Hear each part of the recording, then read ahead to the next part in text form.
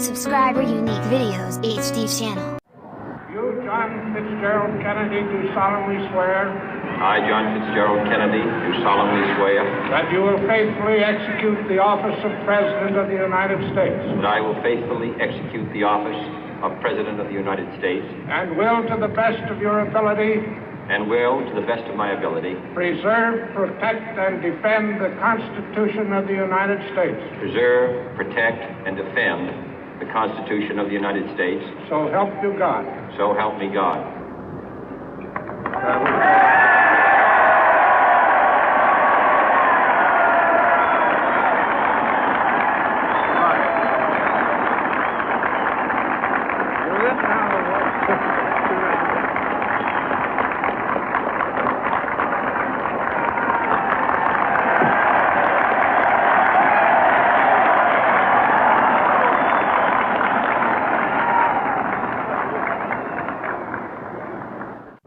Vice President Johnson, Mr. Speaker, Mr. Chief Justice, President Eisenhower, Vice President Nixon, President Truman, Reverend clergy, fellow citizens. We observe today not a victory of party, but a celebration of freedom, symbolizing an end as well as a beginning, signifying renewal as well as change. For I have sworn before you and Almighty God the same solemn oath our forebears prescribed nearly a century and 3/4 ago. The world is very different now, for man holds in his mortal hands the power to abolish all forms of human poverty and all forms of human life.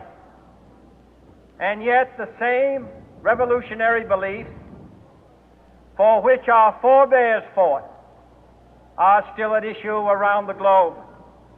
The belief that the rights of man come not from the generosity of the state, but from the hand of God. We dare not forget today that we are the heirs of that first revolution. Let the word go forth from this time and place to friend and foe alike that the torch has been passed to a new generation of Americans born in this century, tempered by war, disciplined by a hard and bitter peace, proud of our ancient heritage, and unwilling to witness or permit the slow undoing of those human rights to which this nation has always been committed and to which we are committed today at home and around the world.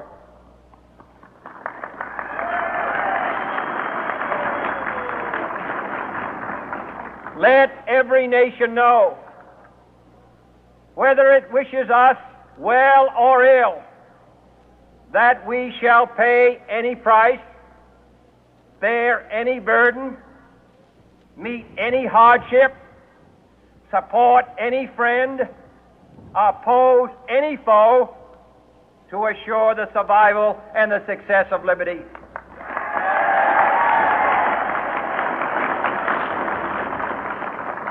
This much we pledge and more. To those old allies whose cultural and spiritual origins we share, we pledge the loyalty of faithful friends. United, there is little we cannot do in a host of cooperative ventures. Divided, there is little we can do, for we dare not meet a powerful challenge at odds and split asunder. To those new states whom we welcome to the ranks of the free, we pledge our word that one form of colonial control shall not have passed away merely to be replaced by a far more iron tyranny.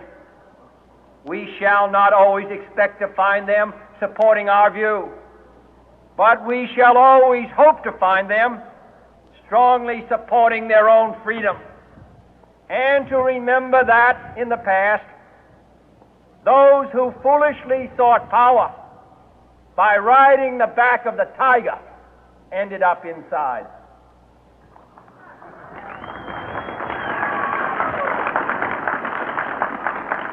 To those people in the huts and villages of half the globe struggling to break the bonds of mass misery, we pledge our best efforts to help them help themselves for whatever period is required, not because the communists may be doing it, not because we seek their votes, but because it is right. If a free society cannot help the many who are poor, it cannot save the few who are rich.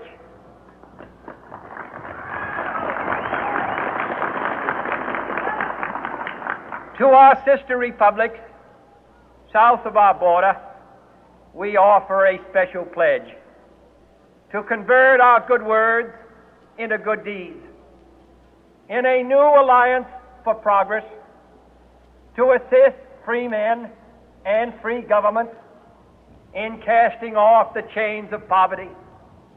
But this peaceful revolution of hope cannot become the prey of hostile powers.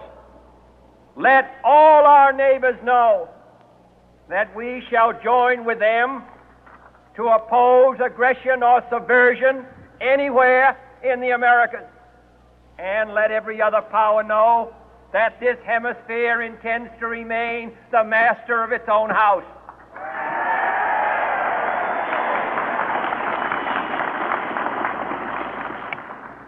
To that World Assembly of Sovereign States, the United Nations, our last best hope, in an age where the instruments of war have far outpaced the instruments of peace, we renew our pledge of support to prevent it from becoming merely a forum for invective, to strengthen its shield of the new and the weak, and to enlarge the area in which its writ may run. Finally, to those nations who would make themselves our adversary, we offer not a pledge, but a request that both sides begin anew the quest for peace.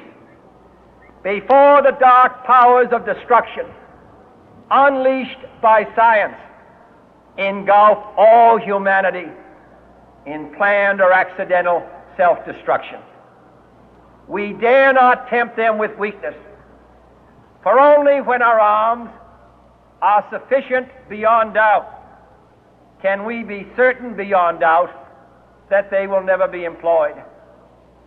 But neither can two great and powerful groups of nations take comfort from our present course, both sides overburdened by the cost of modern weapons, both rightly alarmed by the steady spread of the deadly atom, yet both racing to alter that uncertain balance of terror that stays the hand of mankind's final war. So let us begin anew, remembering on both sides that civility is not a sign of weakness, and sincerity is always subject to proof. Let us never negotiate out of fear, but let us never fear to negotiate.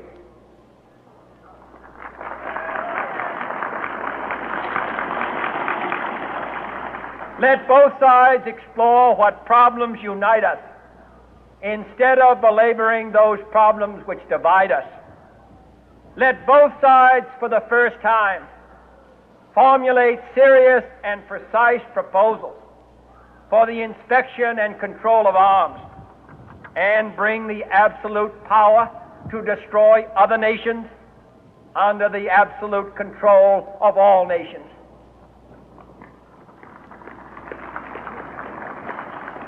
Let both sides seek to invoke the wonders of science instead of its terrors. Together let us explore the stars, conquer the deserts, eradicate disease, tap the ocean depths, and encourage the arts and commerce. Let both sides unite to heed in all corners of the earth the command of Isaiah to undo the heavy burden and let the oppressed go free. And if a beachhead of cooperation may push back the jungle of suspicion, let both sides join in creating a new endeavor, not a new balance of power, but a new world of law, where the strong are just and the weak secure and the peace preserved.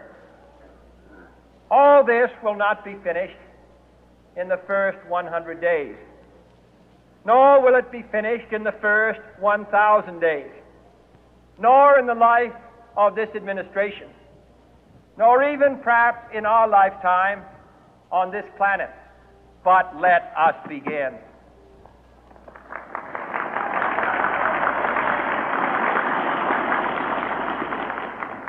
In your hands, my fellow citizens, more than mine, will rest the final success or failure of our course.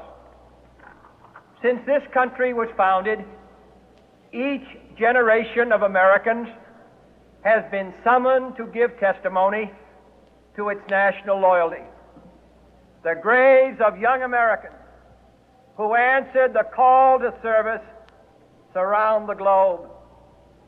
Now the trumpet summons us again, not as a call to bear arms, though arms we need, not as a call to battle, though in battle we are, but a call to bear the burden of a long twilight struggle, year in and year out, rejoicing in hope, patient in tribulation, a struggle against the common enemies of man, tyranny, poverty, disease, and war itself. Can we forge against these enemies a grand and global alliance,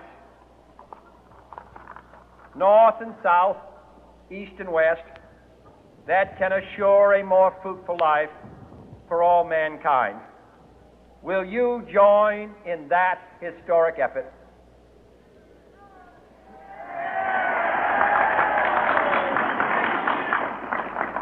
In the long history of the world, only a few generations have been granted the role of defending freedom in its hour of maximum danger. I do not shrink from this responsibility. I welcome it.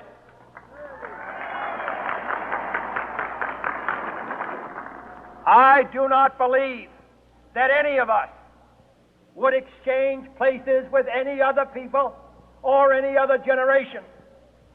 The energy, the faith, the devotion which we bring to this endeavor will light our country and all who serve it. And the glow from that fire can truly light the world. And so, my fellow Americans, ask not what your country can do for you, ask what you can do for your country.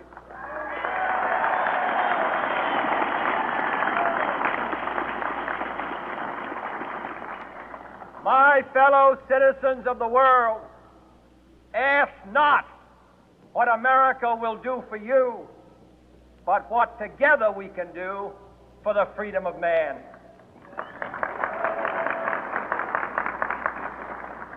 Finally, whether you are citizens of America or citizens of the world, ask of us here the same high standards of strength and sacrifice which we ask of you. With a good conscience, our only sure reward, with history the final judge of our deeds, let us go forth to lead the land we love, asking His blessing and His help, but knowing that here on earth God's work must truly be our own.